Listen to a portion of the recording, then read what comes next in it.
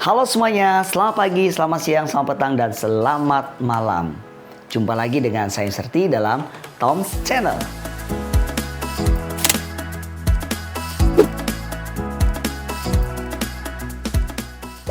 Kembali di Suara Pemimpin The Series part yang ke-19. Kita akan ngomongin tentang apa? Yes, kita akan bicara tentang servant leadership. Teman-teman, ketika saya bepergian, ketika saya ke kantor, ketika saya pergi mengunjungi kerabat, selalu banyak orang yang menyapa, "Selamat pagi bos. Apa kabar bos? Wah, semakin sukses aja bos." Saya sangat sedih sebetulnya ketika banyak orang menyapa atau mengatakan saya adalah bos. Because boss is different with leader. Jadi, bos itu sangat berbeda dengan leader. Saya cuma mengkoreksi, saya bukan bos, tetapi saya adalah pemimpin. Saya adalah leader. Ada satu tokoh leadership yang bernama Robert K. Greenleaf dalam bukunya Servant Leadership mengatakan bahwasanya kepemimpinan yang melayani terjadi apabila seorang pemimpin berusaha mencapai tujuan organisasi yang dipimpinnya dengan mencoba memberikan dan memfasilitasi kepentingan para pengikutnya. Dalam buku itu, saya coba belajar bagaimana menjadi pemimpin yang melayani. Saya akan berbagi dengan 6 karakteristik pemimpin yang melayani. Yang pertama, memfokuskan diri untuk memenuhi kebutuhan orang lain. Servant leadership bukan fokus pada diri saya, tapi bagaimana saya fokus pada orang lain. Bagaimana bisa melihat orang lain. Karena keberhasilan sebuah organisasi, keberhasilan sebuah lembaga yang dipimpinnya semata-mata bukan kehebatan dari saya sang pemimpin. Tapi saya butuh orang-orang di tim saya untuk bekerja sama. Karena merekalah, maka organisasi dan tim saya menjadi maju dan sukses. Jadi fokuslah untuk memenuhi kebutuhan orang lain. Yang kedua, mengembangkan potensi pengikutnya. Ketika kita menjadi pemimpin yang melayani, kita bisa melihat seberapa besar potensi-potensi yang dimiliki oleh rekan sekerjanya. Dan kita harus mampu melihat dan serta memberikan kesempatan untuk rekan sekerja kita untuk mencoba menggali lebih lagi, bahkan memberikan sebuah kepercayaan. Ya, jadi bagaimana mengembangkan potensi pengikutnya. Kalau perlu kita kasih pelatihan-pelatihan dan training-training untuk boleh menambah kualitas diri mereka. Yang ketiga, membimbing dan memotivasi.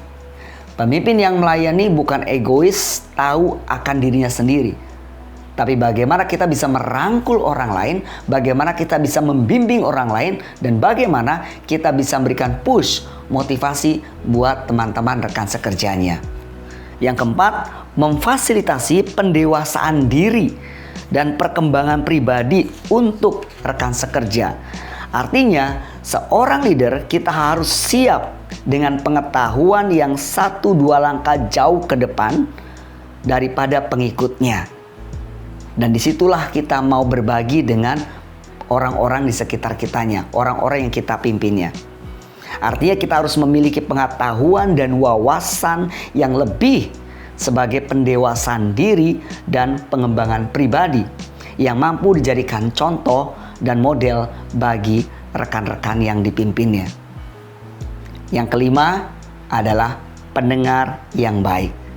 Pemimpin yang melayani adalah orang yang mau menjadi good listener. Ketika ada satu permasalahan, jika ada satu beban yang dimiliki oleh anak buahnya atau rekan sekerjanya, maka dia bersedia untuk duduk dan mendengarkan what's the problem dari timnya. Jadilah listener yang baik. Dan terakhir, pemimpin yang melayani adalah yang mau membangun sikap kekeluargaan. Karena dalam satu organisasi, bukan satu lembaga, bukan satu wadah di mana ada orang yang paling di depan dan yang lainnya adalah followernya. Tapi bagaimana kita bisa merangkul organisasi tersebut, bisa merangkul para anggotanya menjadi satu keluarga. Pemimpin yang melayani memiliki karakteristik untuk membangun sikap kekeluargaan di sebuah organisasinya. Nah, itulah keenam karakteristik yang harus dimiliki oleh seorang pemimpin yang melayani. Do something for other people and do the best for them. Because servant leadership is not talk about me, not talk about you, not talk about us, not talk about we. But servant leadership talk about them.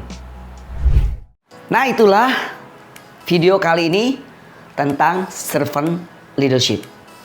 Jangan lupa like kalau kamu suka video ini, subscribe kalau video ini dianggap bermanfaat buat kalian semua, dan jangan lupa share buat orang-orang terdekat Anda supaya tahu akan isi video ini.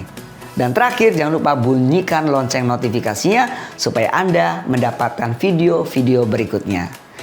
Sampai di sini dulu. Tetap ingat, small act big impact. Sabi. Bye-bye.